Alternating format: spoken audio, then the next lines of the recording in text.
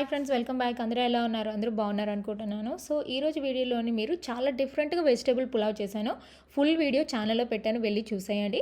So first అయితే ఇక్కడ నేను మసాలా చేస్తున్నాను. సో క్యాజూ నట్స్ మనం సోక్ చేసుకోవాలి ఒక 1 to 2 అవర్స్. అప్పుడు గ్రైండ్ చేసేటప్పుడు మసాలా చాలా టేస్టీగా ఉంటుంది. So whole garam masala, soak చేసిన క్యాజూ నట్స్, ఇంకా గ్రీన్ చిల్లీస్ అవి వేసేసి మనం అదే స్మూత్గా మనం గ్రైండ్ చేసేసుకోవాలి.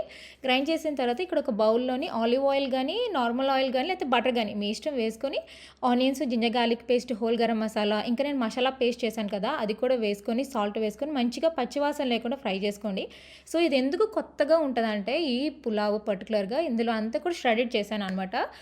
సో పిల్లలకి పిక్కీ ఈటర్స్కి చాలా బాగుంటుంది. ష్రెడ్ చేసిన క్యారెట్స్, ష్రెడ్ చేసిన బీట్రూట్, పొటాటోస్, చిన్న చిన్న ముక్కలు కట్ చేసిన పన్నీరు, సో యమ్మీ. పిల్లలకైతే చాలా చాలా నచ్చేస్తుంది. ఫుల్ వీడియో ఛానల్లో పెట్టాను, వెళ్ళి చూసేయండి.